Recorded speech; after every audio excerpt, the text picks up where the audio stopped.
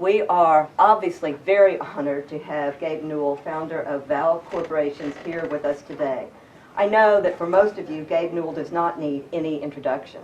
Valve is an immensely successful gaming company, and Steam has evolved into a major electronic market with 55 million customers around the globe. Today, Mr. Newell will discuss his views on productivity, economics, political institutions, and the future of corporations. Mr. Newell.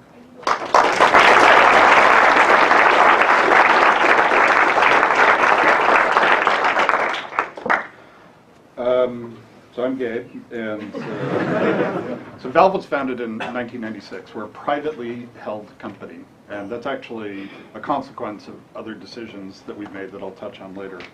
We made single-player games like Half-Life, multiplayer games like Team Fortress. We built an internet services platform called Steam that, as Sherri said, has 55 million users and 2,500 different applications running on it. So the question would be, other than my charming personality, is Valve interesting, right? Like, why is Valve an interesting company? So if you use super gross metrics, it sounds like it could be interesting. We grow about 50% a year and have since we started the company. And we tend to make people very productive, and they add a lot of value. So if you look at Apple or Google or Microsoft, we have much higher revenue and profitability per employee than they do. And we generate more internet traffic than most countries, right? I think we're the fourth largest bandwidth consumer in the world right now. So that says something is happening here, but is it interesting beyond just being another company that makes a bunch of money? Well, my path, which I'm going to use to sort of illustrate, I'm going to sort of walk you through how I learned and what I learned that applies to Valve, and hopefully use that to motivate your own understanding of the choices that we've made and what, if any, significance they have. So I was at Microsoft from 1983 to 1996. I started off working on the Macintosh applications and then switched over to operating systems. Now, one of the things was that in 1983, there was a company called Businessland. Businessland is a sort of an answer to a trivia question nowadays. At the time, they were sort of the biggest seller of PCs to small businesses in the world. And they would take 50% of the gross revenue of a sale. So somebody like Osborne would sell them a machine for $1,000, and they'd mark it up to $2,000.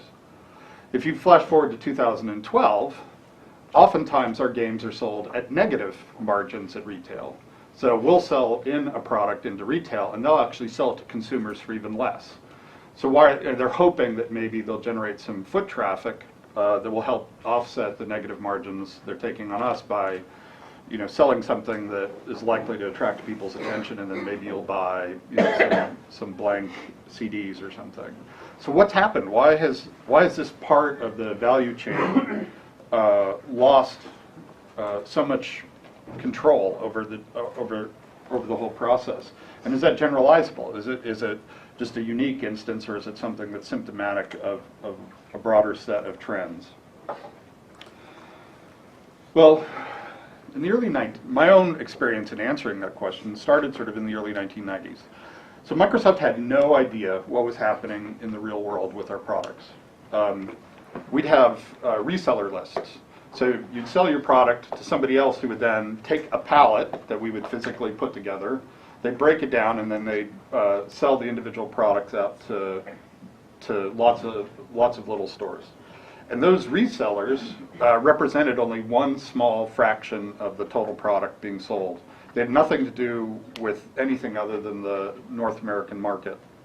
And so, but we would post these reseller lists where they would tell us what products were selling out of their warehouses, and that was pretty much the complete insight we had into how our products were performing in the real world. So product managers would obsess over relative motions of one or two spots on a top 10 list. But the idea that you would know what was happening through an OEM channel, or happening with corporate accounts, or happening anywhere outside of the United States was more or less science fiction. This was, a well-run company in the early 1990s. So at one point, the applications group had to make a bunch of decisions, like, hey, these crazy Windows guys, they're saying that Windows is doing super well, but Lotus is telling all their corporate accounts that Windows is the sales numbers are all fake, and that people are not adopting Windows in any significant way. This was going to materially impact how quickly they tried to move all of their products over to Windows rather than continuing to be character-based. So Microsoft commissioned this really large study where rather than looking at the sales side of it or the reseller side of it, they'd actually go out into the real world and see what people were actually doing. It was like the first time Microsoft had done it, is to look at 10,000 people's machines to figure out what they were actually using PCs for. Well, it turns out they were using them for porn and video games, and that part of the study was immediately ignored. But the good news was that if you extrapolated those numbers, was that Windows was actually being used on 30 million people's PCs in the United States. And this was cause for enormous celebration. Thank God they're actually using it rather than just getting it shoved onto their Dell or Compaq machine and immediately uninstalling it and going back to character mode DOS. But the thing that was really striking to me at the time was that Windows was the number 2 product. And probably most of you know what the number 1 product was. Anybody? Early? Yeah, it was Doom. So Doom was one of the first-person action games shipped by a company called id that's located in Mesquite. So somehow, the largest software company in the world was being out-distributed by a 12-person company in Mesquite, Texas. And there was no conception, there was no model for why this made any sense. How could they possibly have done that, right? I mean, it took years to build up enough distribution strength to go from number 7 to number 6 in the word processing category, much less come out of nowhere with a product that would be on more desktops than the most important product that Microsoft had. And at the same time that Doom was out there with a completely different approach to connecting users with value, people with inside of Microsoft were arguing, oh, we need a 500-person, Rob Glazer, who eventually started Real Networks, was saying, we can't be competitive with Novell NetWare until we hire a 500-person sales force. And all they're going to do is sell LAN Manager to the resellers. So they weren't even going to sell it to customers. They were investing in an indirect channel and making this giant, building this giant organization that continues to live on within Microsoft all these years later, who were not actually directly involved in making that sale. So that was sort of the landscape at this point in time. And there were 2 other interesting data points. There's another company that was called Ventura, who made Ventura Publisher. Have any of you ever heard of that? It was the same kind of thing as Doom. And they were the first people that I ever met with who explicitly said, retail distribution and marketing is a commodity, and we're not even going to bother investing in it. Instead, we're going to build a great product. And once we have a great product, we'll turn around and then we'll put it out to bid. Who wants to give us the highest percentage? They ended up going with Xerox, and Xerox eventually proved that sales and marketing aren't quite as commodified as the Ventura guys had thought they were, so they probably underperformed what they could. But they're the first people to say, let's just ignore all of this other stuff. It'll actually make us worse. We'll just focus on the thing that we do super well, and this other thing is going to become declining in value constantly. At the flip side of it was the IBM PC Junior. And the interesting thing about the PC Junior at the time, is I guess 1987, was that the burden cost of shipping an empty box by IBM was over the retail price of the PC Junior. In other words, they couldn't possibly be profitable ever selling products in that category. Their choices about the organization, their investment in direct corporate sales, the way that they had structured themselves financially made it impossible for them to even move an empty, a nothing through their inventory process and into a customer's hands. So both of these things make you start to think about what's going on. I'll sort of do a shortcut to the conclusion, which was there were structural changes that were affecting the relative value of line of business functions, and that whole categories within typical corporations were essentially being made obsolete.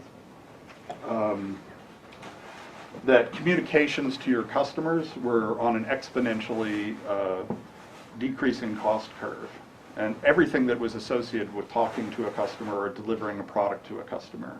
And this would be true whether you're doing virtual, digital products or physical products. It would just be more obvious when you also had low cost for incremental production, right? All the costs associated with building a video game tend to be associated before you sell your first copy. Selling the copy plus one is relatively cheap. So even though this thing would be true, just as true for John Deere tractors as it was for video games, it would probably be more testable and provable in spaces where you could easily see that the low friction delivery of a good didn't involve significant incremental costs. So what did that mean in terms of how you were designing a company? This was a question I was trying to answer in 1996. Because we go out and we meet with all these companies. You meet with insurance companies and airline companies and startups in Silicon Valley, and you had to come up with some way of thinking about what the design was. And the thing that we became convinced of, Mike Harrington, who's the other founder, and myself, was that everybody was going in the wrong direction. There's sort of a movement towards outsourcing, and outsourcing is essentially where can we find the lowest cost English language speakers somewhere in the world, and we'll give them a job and they'll do it just as well for a lot less money. To us, that seemed exactly the opposite of what you should be doing, and what we decided was that we were going to buy the most expensive talent that was out there in the world. That the opportunity was that those were the people who were least correctly valued. By talent, which is a word I hate, I just mean the ability to be productive. Now, one of the things that sort of helps people in the software space think about this is that it's relatively easy to look at relative productivity of people within that space. So at IBM in the 1980s, typical productivity would be 1,000 debugged shipped lines of code per year. Right? That was the metric that they used for sort of their median employee.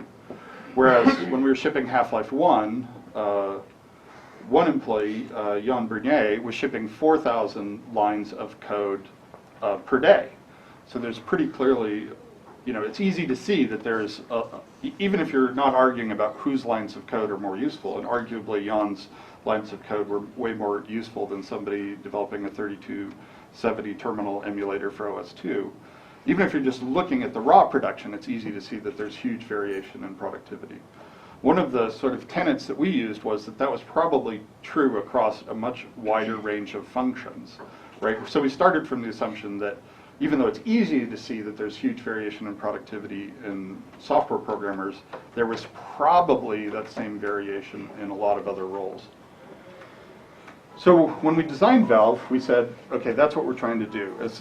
Everything goes back to this fundamental question of how do you attract and retain the most highly productive people in the world?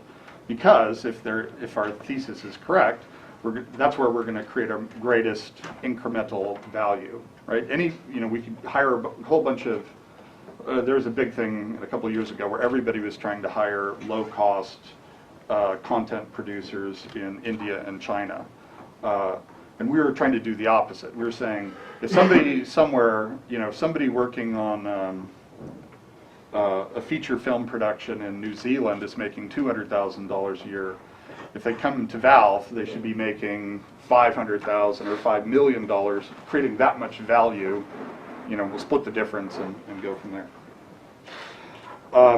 So there are consequences of those choices. Nobody's asking questions, which has me a little bit worried. There are consequences. One, Valve is not a publicly traded company. being a publicly traded company adds a bunch of headaches, and it didn't really solve any problems for us, right? It meant that control around decision making now involved third parties. So for a developer or somebody building something at Valve, it's like there's the customer and they're the person that you're trying to make happy. And from the time that you make a change in a product, it's 15 minutes, worst case, before a customer is actually using that. There's no approval process. If you make a bad decision, it's 15 minutes until you've fixed that problem. You don't go to board meetings where the board argues about what the series, this third series of venture capitalists are worried about, dilution and hitting certain targets, right? There's no notion of a distribution channel who says we're really looking for something that fits in this particular slot at this particular time. The whole point of being a privately held company is to eliminate another source of noise in the signal between the consumers and producers of a good. One of the other things is that the kinds of people that we thought fit this model don't need titles, right? That titles are actually the enemy of their enemy rather than being something that makes them more productive.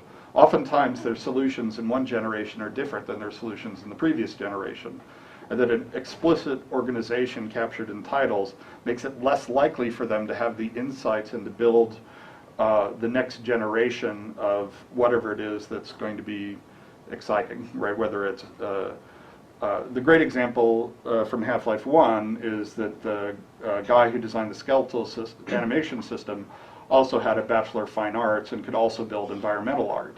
So if you go to a movie nowadays, the idea that you would have a single person doing even much more than a subset of any of those roles is mind-boggling. But there are a set of experiences that you get in Half-Life 1 that are entirely a consequence of the person working on it being able to change the environment, change the code, or change the animations depending upon what was the most tractable way of solving the problem. So titles and organizations keep people from sort of properly encapsulating a problem at a point which allows them to be most productive.